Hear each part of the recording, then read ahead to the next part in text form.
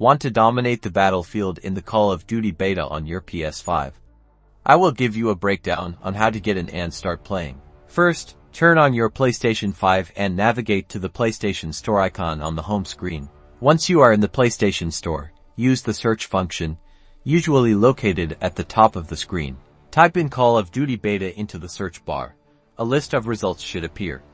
Look for the specific beta you are interested in, ensuring it's for the correct game and platform, in this case, PS5.